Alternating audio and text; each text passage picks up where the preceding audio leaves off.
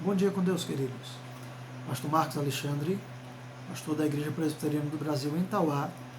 E hoje o texto de nossa meditação será Mateus 26, os versos 47 ao verso 56. Eu farei a leitura e após iremos fazer o comentário do nosso texto. E enquanto Jesus ainda falava, eis que chegou Judas, um dos 12, e com ele grande multidão com espadas e porretes, vinda da parte dos sacerdotes e dos anciãos do povo. Ora, o traidor tinha dado a eles um sinal: aquele que eu beijar é esse, prendam-no. E logo, aproximando-se Jesus, Judas disse: salve, mestre, e o beijou. Jesus, porém, lhe disse: amigo, o que você veio fazer? Nisto, aproximando-se eles, agarraram Jesus e o prenderam. E eis que um dos que estava com Jesus, estendendo a mão, sacou da espada e, golpeando o servo do sumo sacerdote, cortou-lhe a orelha. Então Jesus lhe disse: coloque a espada de volta no seu lugar, pois todos os que lançam mão da espada, a espada perecerão. Ou você acha que eu não posso pedir a meu Pai, e ele me mandaria neste momento mais de 12 legiões de anjos? Mas como então se cumpririam as Escrituras que dizem que assim deve acontecer? Naquele momento, Jesus disse às multidões: vocês vieram com espadas e porretes para prender-me, como se eu fosse um salteador? Todos os dias no templo eu me assentava ensinando, e vocês não me prenderam. Tudo isto, porém, aconteceu para se cumprir as Escrituras dos profetas. Então todos os discípulos o deixaram e fugiram. Queridos, estamos meditando dentro de uma linha de acontecimentos. Uma linha de acontecimentos consecutivos. A partir dos primeiros versos do capítulo que estamos estudando, ou seja, do capítulo 26, ocorrem vários fatos subsequentes. Isso após o grande sermão profético, o sermão proferido por Jesus, que está registrado nos capítulos 24 e 25 deste Evangelho. Vimos o plano para tirar a vida de Jesus, sua unção em Betânia, o pacto da traição, a preparação da Páscoa, a indicação de Judas como traidor, a instituição da Santa Ceia, os textos que tratam da negação de Pedro e ontem a agonia do Messias no jardim do Getsemane. Hoje, então, meditaremos sobre a prisão de Jesus. E amanhã, se Deus assim nos permitir, finalizaremos o capítulo 26 com o julgamento do Messias. Essa breve descrição é para que você entenda o seguinte: só aprenderemos a palavra de Deus se nos comprometermos a estudá-la interessadamente. Quanto maior o compromisso, maior será o nosso aprendizado. O texto de hoje, como dito anteriormente, é uma sequência de fatos. Enquanto os discípulos acompanharam Jesus ao jardim do Getsemane, Judas saiu para cumprir o acordo firmado com os sacerdotes, com os anciãos, com os líderes religiosos do povo. Que acordo? Entregar Jesus, entregar o Messias mediante suborno. Judas também foi alvo do amor de Jesus. O evangelista João relata no início do capítulo 13 do seu evangelho que Judas teve os seus pés lavados por Jesus. Judas recebeu o bocado de pão dado pelo Messias naquele jantar pascal, que era um sinal de honra do anfitrião para com um convidado que lhe fosse querido. Jesus tratou Judas com todo respeito e deferência. Judas era homem de confiança de todo o grupo e do Mestre Jesus, porque Judas era o tesoureiro do grupo. Então todas essas afirmações nos mostram que Judas não era alguém rejeitado, de menor valor, menosprezado ou inferiorizado por Jesus, ou por alguns dos discípulos de Jesus. Judas foi alvo do amor sincero de Jesus. Dito isto, podemos então dar continuidade. No verso 47, Mateus fala que Judas, um dos 12, se apresenta para, então, no jardim de Getsêmani, encontrar-se com Jesus e os demais discípulos. Interessante que os 4 evangelistas referem-se a Judas dessa maneira.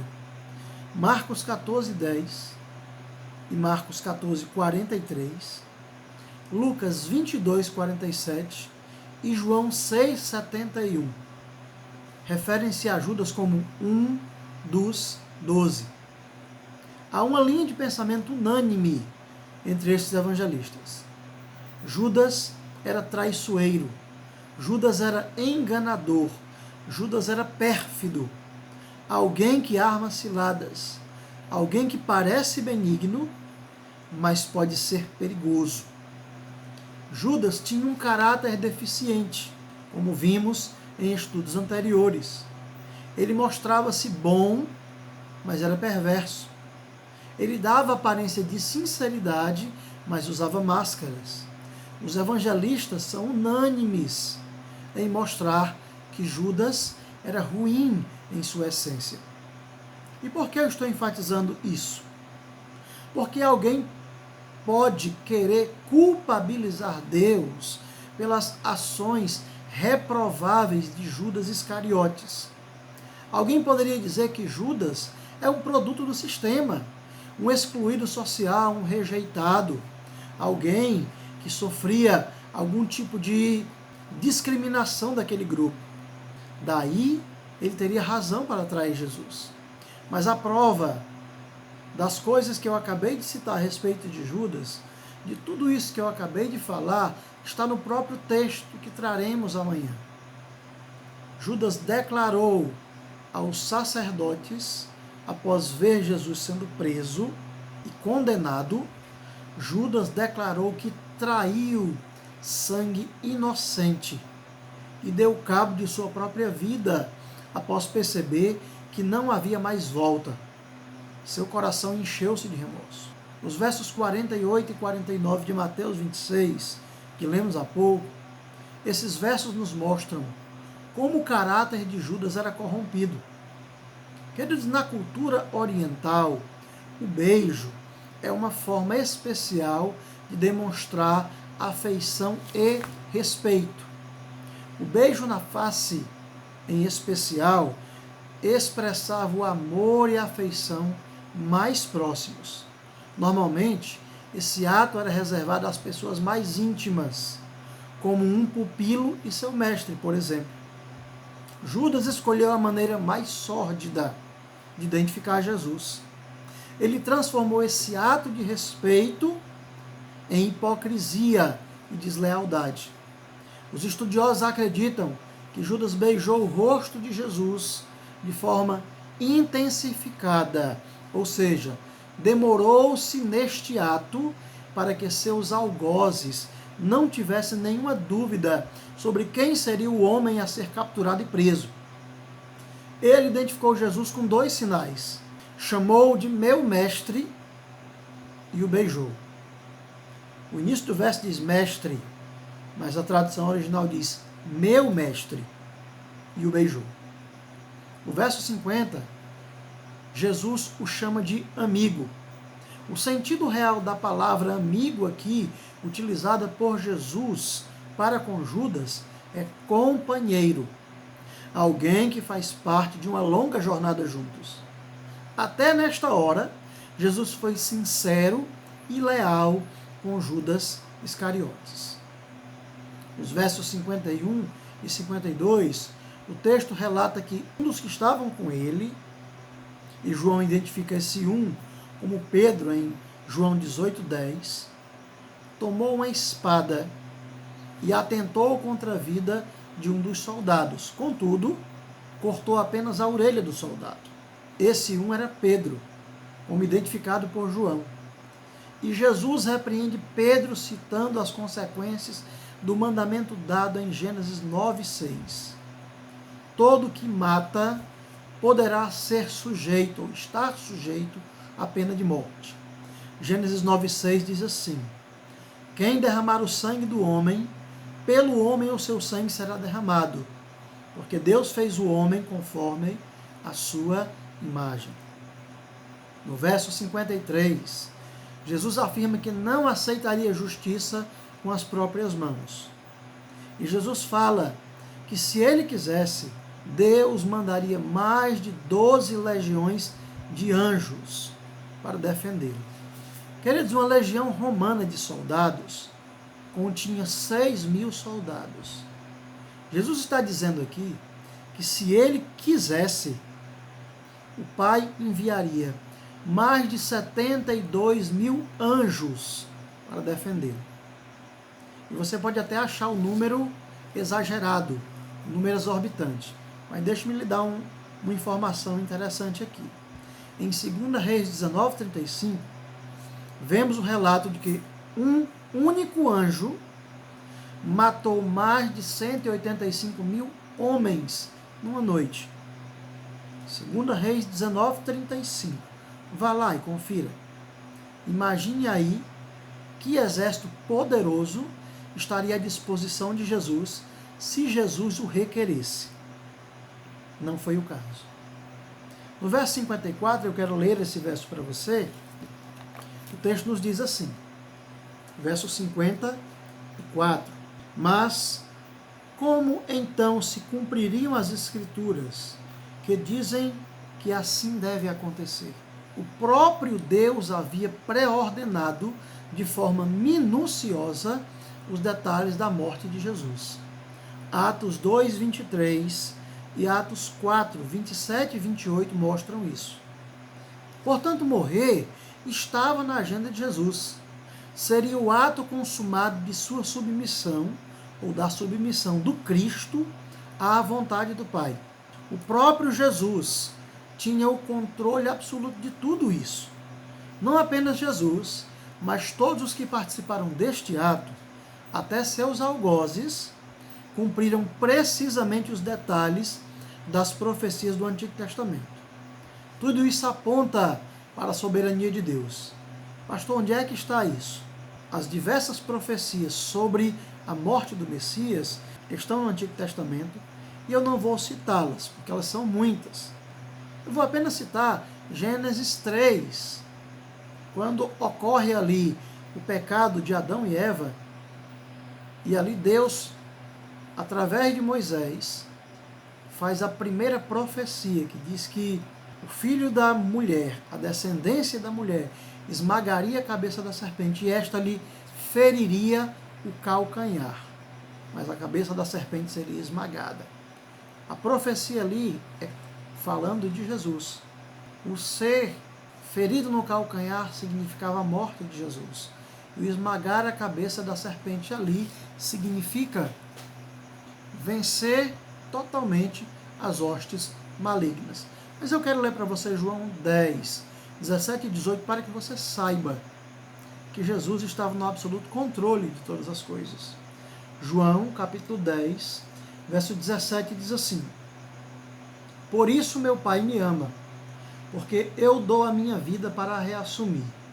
Ninguém a tira de mim, pelo contrário, eu espontaneamente a dou. Tenho autoridade para a entregar e também para reavê-la. Este mandato recebi de meu Pai. Jesus não morreu por acaso. Estava pré-ordenado nas Escrituras, com esses detalhes que aqui vemos. Mas antes que os críticos de plantão comecem a blasfemar contra Deus, quero explicar o porquê de tudo isso. João 3,16 explica claramente o porquê. Porque Deus amou ao mundo de tal maneira que deu o seu único filho, ou seu filho unigênito, para que todo aquele que nele crer não pereça, mas tenha a vida eterna. Deus amou a tal ponto que sacrificou o seu próprio filho para salvar o perdido pecador. Ou seja, para que eu e você pudéssemos e possamos alcançar a salvação, da condenação pelos nossos pecados, o sangue do Cordeiro de Deus precisaria ser derramado. E isto foi anunciado fartamente no Antigo Testamento. E o próprio Jesus anunciou isso nos Evangelhos. Nos versos 55 e 56, Jesus repreende seus algozes, afirmando que eles tiveram toda a oportunidade de prendê-lo por diversas maneiras que ele ensinava publicamente e não o fizeram. E aqui eu quero chamar a sua atenção para dizer o seguinte: a covardia era e é o método mais eficaz de todos os traidores. Jesus os chama indiretamente de covardes. Finalmente, encontramos no finalzinho do último verso o cumprimento das palavras de Jesus. E eu quero convidar você a ler comigo Mateus 26, o verso de número 56, o finalzinho, que diz assim: então todos os discípulos o deixaram e fugiram. A palavra diz que todos os discípulos o deixaram e fugiram. Foi isso que Jesus predisse durante a ceia. E todos eles endossaram as palavras de Pedro no verso 35 deste capítulo. Eu quero ler com você novamente. Mateus 26, 35, que diz assim: Pedro insistiu: ainda que me seja necessário morrer com o Senhor, de modo nenhum negarei. E todos os discípulos disseram o mesmo. Todos endossaram a palavra de Pedro, mas todos fugiram. O que temos a dizer a respeito disso?